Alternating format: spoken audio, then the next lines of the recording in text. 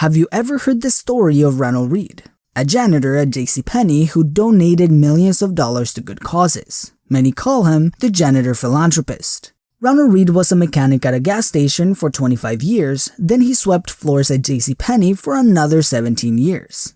Read's life was as simple as it gets. He had a small 2-bedroom house, and many of his friends said that his main hobby was chopping firewood. Read passed away in 2014 at the age of 92, and that is when the humble janitor made national headlines. Because Read left his kids with $2 million and donated over $6 million to his local hospital and library. Those who knew him were shocked, but there was no secret lottery win or inheritance. Read saved the little he could and invested it in the stock market, and just waited. He waited long enough until his tiny savings compounded into over $8 million. In that same year, Eric Williams, an NBA player who made nearly $40 million playing pro basketball, was homeless and with tens of thousands of dollars in debt. What is interesting about these stories is how unique cases like these are to finance. In no other industry can you see someone with no college degree, no training or connections massively outperform a person with the best education, training, and opportunities. But how? In the book, The Psychology of Money, author Morgan Housel says it all comes down to our psychology. Idea number 1. Behavior outperforms intelligence. When we go to school, we are taught to learn in a mechanical way. We are taught math and science. Everything makes sense, and there's a rule for everything. As adults, we begin to see money the same way we would solve a math problem. If we want to retire with millions, we can just do the math. Invest X, a Y return, and retire a millionaire. We are taught to just put numbers in a formula, and the formula will tell us what to do. But it assumes that we are just going to do it. There is much more to investing than just the numbers. What happens in your mind while you're trying to accomplish your goals is just as important as understanding the numbers you need to get there.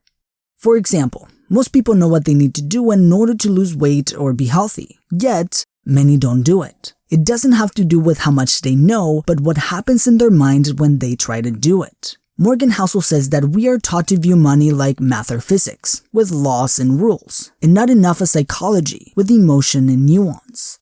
We cannot understand why people go into debt by analyzing credit limits and interest rates, but rather by understanding the emotions that lead to overspending. Morgan Housel says that financial success is not a hard science, it's a soft skill. Doing well with money has little to do with how smart you are, and a lot to do with how you behave. Idea number 2. Reasonable over rational. We've established that creating wealth is a little more than just a math problem. It has to do with understanding who you are and how you behave. There are great investments that might work on paper but will not help us sleep at night. For example, there's an investment strategy that proposes that a good investment portfolio should have a 2-to-1 leverage in our younger years and taper out as we get older to lower risk. Basically, for $1 that you put into your investments fund, you will borrow $2. And the math works. But how many of us will actually be comfortable having 2 times as much debt than our entire life savings in a volatile market? How many of us would continue with this strategy after we see 100% or more of our life savings disappear in a market crash? This is why Morgan Housel says it is better to be reasonable than rational. The goal is to stay in the market for as long as possible, to take advantage of compounding. But if we can't emotionally handle a high-risk, high-reward strategy, it won't matter that it might give us the better return if we jump ship as soon as it gets rough. It would be much easier for us to continue with an investment strategy that actually makes us feel comfortable, and ultimately, it would provide with a better return since we're able to stay invested for the long run. Making a lower but safe return on your investments can be more reasonable than having a higher but significantly riskier return if it means we can't emotionally handle it. Risk causes stress. Stress can cause emotional decisions. And emotional decisions, especially in the investment world, can mean financial disasters. So knowing yourself and what you're comfortable with will help you decide what reasonable means to you. Idea number 3. Everything has a price. In the last 30 years, the S&P 500 had a 946% return. All you had to do is invest your money and wait. That seems easy when we see the end results, but it doesn't seem easy when the markets are losing 30% of their value in a market crash and we're losing our life savings. It's not easy when we lose our jobs and investing is the last thing on our mind. Like everything, successful investment demands a price, and it's not in dollars and cents. It's in uncertainty, fear, and volatility. Imagine wanting to buy a car. You can either pay the $50,000 to get the brand new car, you can go find a used car for cheaper, or you can go and steal it. Okay, most people wouldn't steal it because they know the price they would pay if they got caught. Now, what does this have to do with investing? Well, what if you want a 20% return on investment? This is the brand new car. It is possible, but it's not free. It comes with extreme volatility, big ups and big downs. The price tag can mean many sleepless nights. Just as buying the new car, many investors will pay the price to get the chance of higher returns, but with a higher risk of loss. Others decide that they don't want to pay that price. They go for the still very good, but slightly used car. They choose to pay the lower price of lesser volatility of a diversified index fund, which means they would get lower but steady returns. Some will try to steal the car and get the benefits without paying the price. Many of these investors try to create strategies to time the market and take advantage of the growth without suffering the losses. Some lucky ones might get away with it, but the majority end up losing more than if they just paid the price. So decide which one you are and be ready to pay the price. Idea number 4. Even if you fail, you can still win. Most of us see Disney as the company that owns pretty much everything, from superheroes, animated films, theme parks, to Star Wars.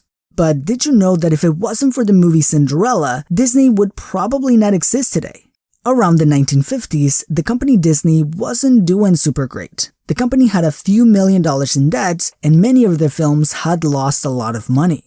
Just to stay afloat, Disney got a contract with the US government to create short films with World War II propaganda. But it wasn't until Disney released Cinderella and made $8 million in the first 6 months, which adjusted for inflation would be around $100 million today, that Disney was able to pay their debts, buy a state-of-the-art studio, finance the next few films, and eventually led to the creation of Disneyland and Disney World. The point of this story is that you don't need to get everything right all the time. Virtually all financially successful people have many failures and losses, and that is just part of building wealth. Like billionaire Mark Cuban says, you only have to be right once. So don't be afraid to lose, because you can still win, even if you lose. Idea number 5. Wealth is invisible. Whenever we think of being rich or wealthy, many think about the luxuries. But as Morgan Housel says, you can't really see wealth. We tend to judge wealth by what we see. The cars, the mansions, the luxuries. But in reality, we don't know anything about the person who has these things. They could be wealthy, or they can just be spending all their money, or even be in debt. There's no way of knowing.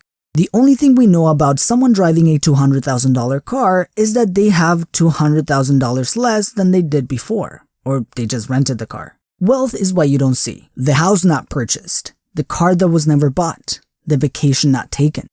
There are some wealthy people who choose to buy these luxuries, but what you see is just money, not their wealth. You don't see their investment portfolios and their assets. You see the house they have, not the house they could have. It's easy to be fooled into thinking that being rich is the goal, because it's easy to see. But what most people really want is freedom and the ability to have control over their life, which is what real wealth can provide. Idea number 6. When is it enough? We live in a world where the sky is the limit. There's virtually no limit on how much money a person can make. This can create a problem on its own, and that is the question: when is it enough? There are two things that modern capitalism is good at: generating wealth and generating envy. The problem is that the ceiling of social comparison is virtually unlimited. Someone who is doing great financially might end up feeling like they're not doing enough. You see, to be in the wealthiest 1% of the US, one must make around $500,000 a year. Let's say that my friend Jerry here is a heart surgeon, and he makes $500,000 a year. He is part of the 1%. He lives a great life, drives a great car, and hires somebody to do all of his housework, and is able to afford trips all around the world. He feels very accomplished. But one day, in one of his vacations, he meets John, a wealthy CEO who makes $25 million per year. John makes Jerry's entire yearly salary in just under a week. John is not only in the 1%, but he is in the 1% of the 1%. To John, Jerry doesn't make that much money. You would think that John feels great with his accomplishments. But John is friends with entrepreneur and investor Mark Cuban, whose net worth is over $5 billion. This makes John's $25 million look pretty small. Cuban is not only in the 1%, he is on the 1% of the 1% of the 1%. And we can keep going. Jeff Bezos has a net worth of $143 billion, making Cuban's net worth seem small in comparison. And Dr. Jerry's wealth looked microscopic. You see, there will always be someone out there with more. The ceiling of social comparison is so high that virtually no one will be able to hit it. The goal is not to go into the battle in the first place, but instead focus on what we want, on what makes us happy. Money is just a tool that we can use to create the freedom that we want and give us control over our own life.